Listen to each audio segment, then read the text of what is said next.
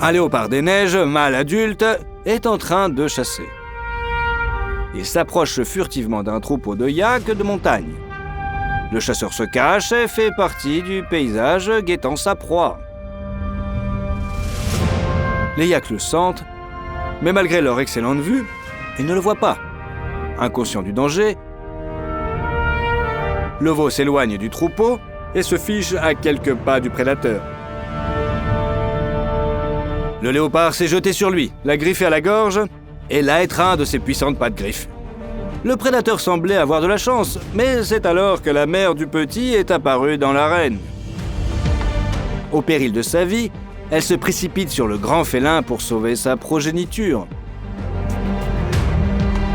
La mère du petit yak tente de faire tomber le léopard de sa proie avec ses cornes.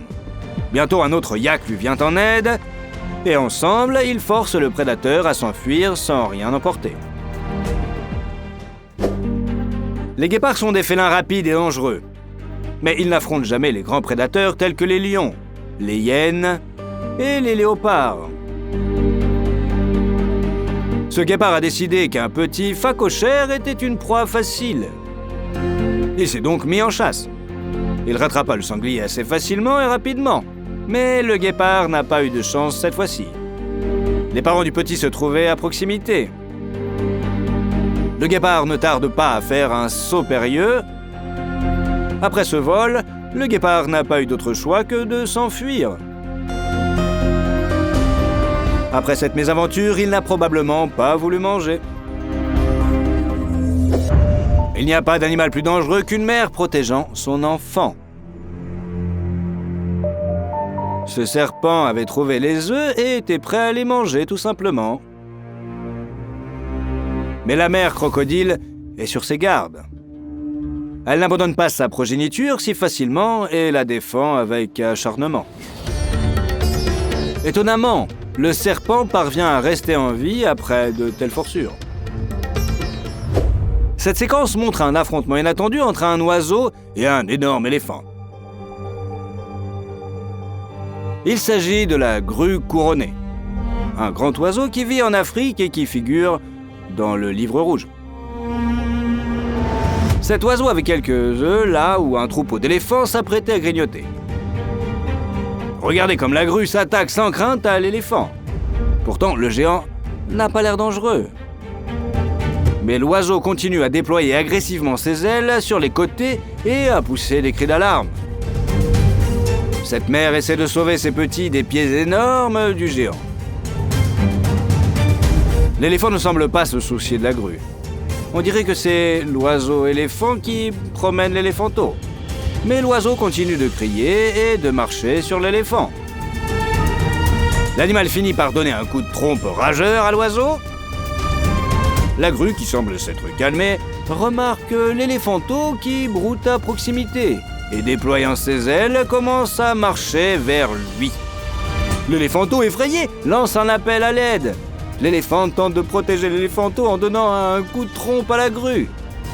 Ce dernier parvient à éviter d'être touché. Il est effrayant de penser à ce qui s'est passé si l'éléphant avait attrapé l'oiseau. Mais tout s'est bien passé. Finalement, la grue a laissé les éléphants brouter tranquillement, tout en gardant un œil sur eux. Mais le plus important, c'est que les œufs sont restés sains et saufs. Vous pouvez voir à quel point cet oiseau est intrépide lorsqu'il se sent menacé par ses petits. Dans la savane, le danger est omniprésent. Il n'est pas surprenant que les zèbres soient la proie de grands félins comme les lions et les guépards. Lors d'une chasse, une lionne rattrape et laboure un bébé zèbre. Sa mère revient et se précipite immédiatement à la défense de son petit. Le zèbre n'a pas peur d'un adversaire aussi redoutable et engage le combat avec la féline prédatrice. Il se précipite ardemment sur la lionne affamée. Couvrant le petit de son corps, elle lui assène un coup puissant avec les sabots de ses pattes arrière sur la mâchoire. La lionne ne s'attendait pas à cela de la part de celui dont elle se nourrit. Un coup magnifique. La zèbre s'est maintenue en vie avec son petit et le prédateur a perdu l'appétit pour un petit moment. En effet, les zèbres sont de féroces défenseurs de leurs petits. Ces animaux peuvent briser la mâchoire d'un lion ou même le tuer d'un coup de sabot rapide et puissant à la tête. Mais même les lionnes doivent parfois défendre leurs petits. La puissance de l'instinct maternel a été clairement démontrée par une lionne qui se promenait sur la route avec son petit. À un moment donné, elles ont attiré l'attention d'une meute de chiens. Le lionceau sans défense aurait pu être leur proie potentielle. Les chiens sauvages peuvent être très intimidants lorsqu'ils sont nombreux. Et comme les hyènes, ils n'ont pas peur d'attaquer de grands animaux comme les lions. Des chiens sauvages ont attaqué une lionne et son petit. La prédatrice a su donner à ses adversaires une réponse digne de ce nom. Elle a commencé à repousser habilement une douzaine d'assaillants et à détourner leur attention de son petit. Alors que la lionne était entourée de chiens sauvages et que leur attention était concentrée sur elle, le lionceau a réussi à s'échapper et à se mettre en sécurité. Les chiens ont essayé d'attaquer davantage la lionne, mais ils sont partis. La mère et son petit sont sains et saufs.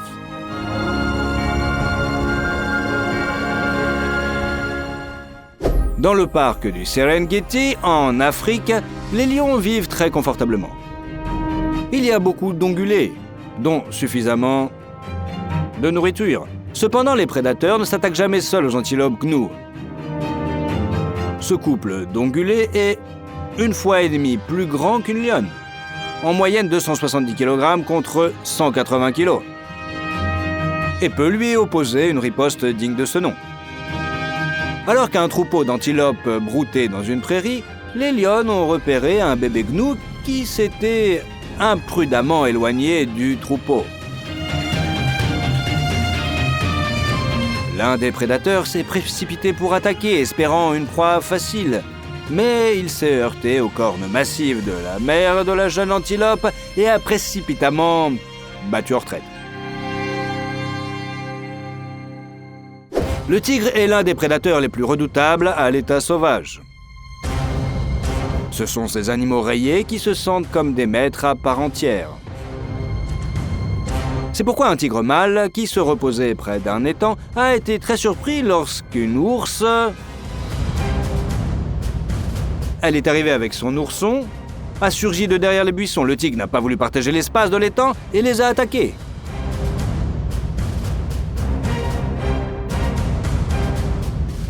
Dans un combat avec un tigre, même un ours adulte a peu de chances de gagner. Mais pas lorsque la vie d'un seul ourson est en jeu. L'expression « maman ours » est synonyme de lutte acharnée pour son petit. Le combat a duré 15 minutes. À la fin, elle a réussi à repousser le prédateur, à protéger son petit et à profiter de la fraîcheur de l'étang. Elle a gagné.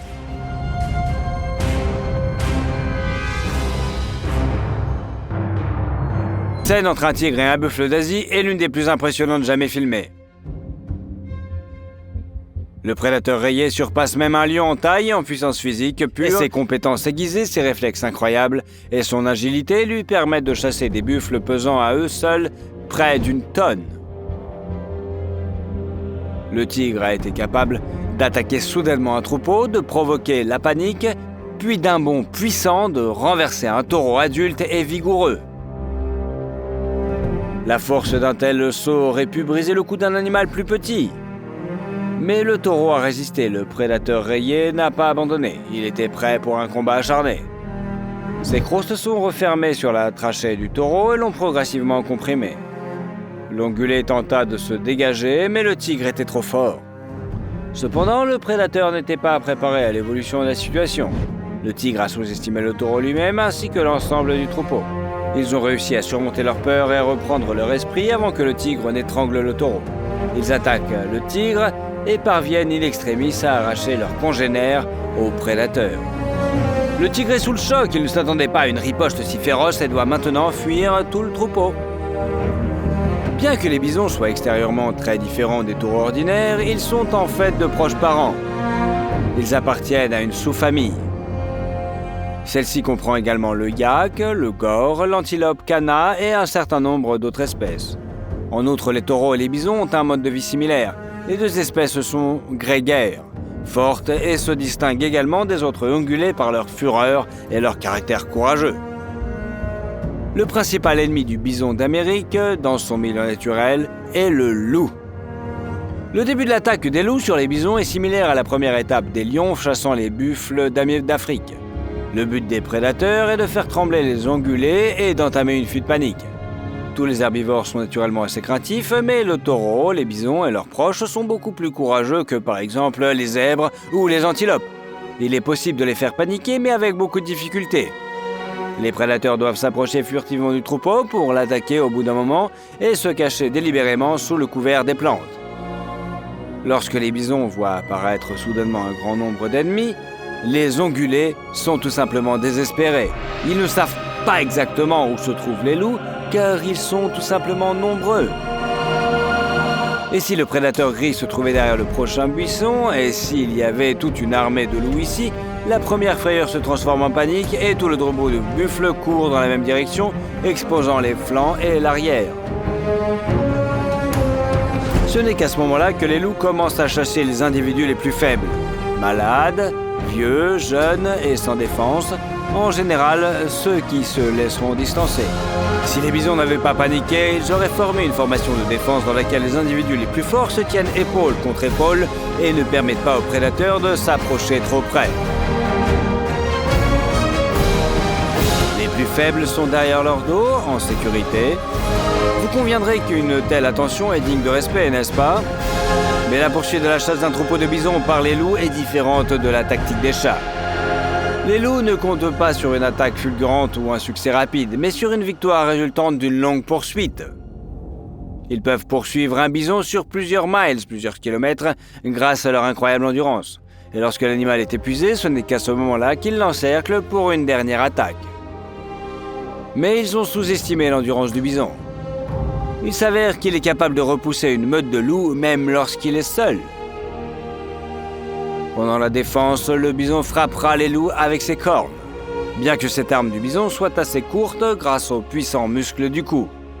Si le bison peut porter au moins un coup précis, il enfoncera le loup dans le sol jusqu'au cou. Il n'est pas étonnant que les prédateurs se dispersent dans différentes directions. Ils n'ont pas réalisé la force de leur proie. Les loups regrettent sans doute de ne pas avoir choisi un individu plus jeune et moins expérimenté. En général, les bisons ne surprennent pas seulement les loups. En raison de leurs épaules très massives et de leur grosse tête, leur corps semble trop puissant pour être élégant. En effet, les bisons sont incroyablement forts, mais ils possèdent aussi une agilité inattendue. Il est prouvé que ces géants, qui ne pèsent qu'un peu moins d'une tonne, peuvent sauter par-dessus une barrière d'environ 2 mètres de haut en courant très peu. Ils peuvent courir pendant des heures dans la neige épaisse, nager dans l'eau glacée et manœuvrer facilement entre les arbres lorsqu'ils sont rassemblés au milieu d'un lion dense. Les duels entre le bison est le seul prédateur capable de maîtriser un adulte seul. L'ours est particulièrement impressionnant. Les grizzlies sont probablement les animaux carnivores les plus dangereux d'Amérique du Nord. Ils atteignent un poids d'1 tiers de tonne, soit environ le poids de 4 mâles adultes.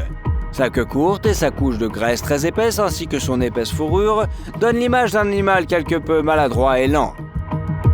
En fait, sur de courtes distances, le grizzly est à peine moins rapide que le cheval.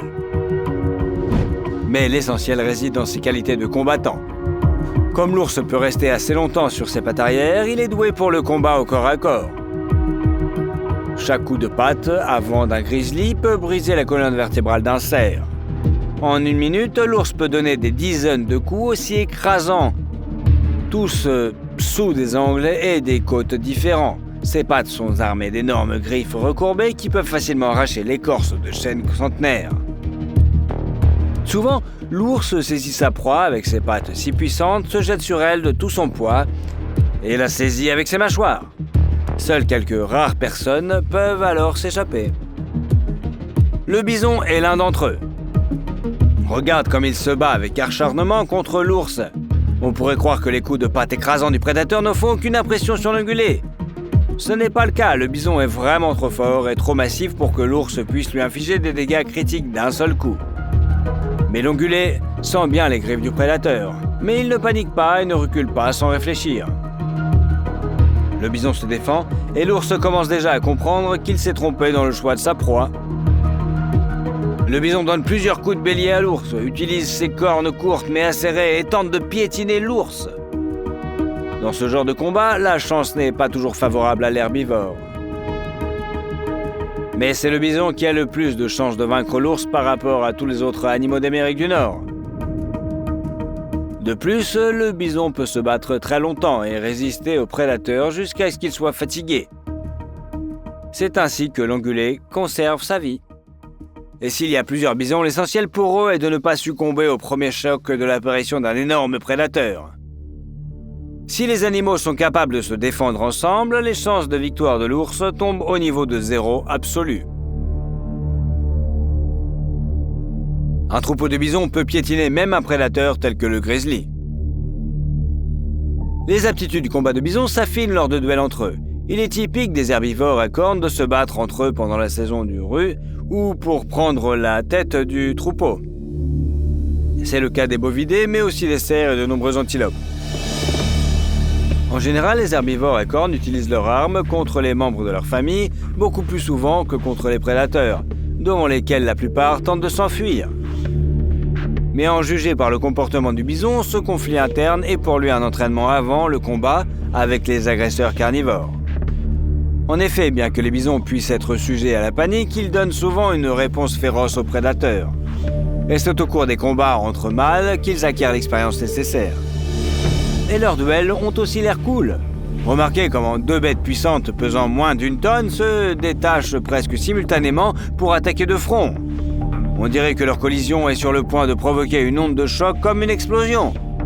Les bisons soulèvent des nuages de poussière, manœuvrent, s'affrontent et se percutent avec une incroyable obstination. Mais ces combats ne causent que rarement des dégâts importants aux adversaires. Même lorsqu'un bison perd, l'autre trouve assez d'endurance pour s'arrêter à temps et ne pas tuer son adversaire. Cela explique peut-être la sérénité de l'animal, ou encore la force des bisons réside dans la défense conjointe de tout le troupeau, ce qui leur permet d'éviter les blessures inutiles. Les rivaux d'hier se tiendront les coudes demain face à une meute de loups. Les ongulés ont donc besoin d'avoir confiance en la force de leurs congénères. Qu'en pensez-vous ? Pourquoi les étalons, lors des duels pour le leadership dans un troupeau de chevaux sauvages, privent-ils souvent de vie leurs rivaux perdants, alors que les taureaux et les bisons ne le font pas ? Répondez dans les commentaires, ça nous intéresse. Ou pas. Dans la nature, l'habitat des bisons et des rhinocéros n'est pas la même. Les bisons ne vivent qu'en Amérique du Nord. Une petite population de leurs proches parents, leurs bisons suivis en Europe de l'Est, en Pologne, en Ukraine et en Biélorussie. Les rhinocéros vivent en Afrique et quelques petits sous-espèces vivent en Asie.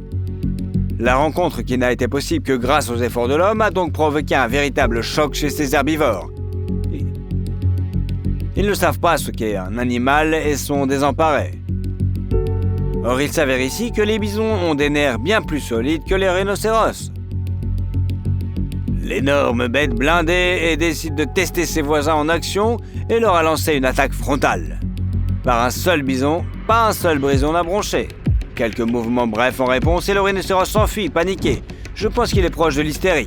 N'ayant pas réussi à effrayer les buffles, le géant blindé mais vulnérable décide qu'il vaut mieux battre en retraite.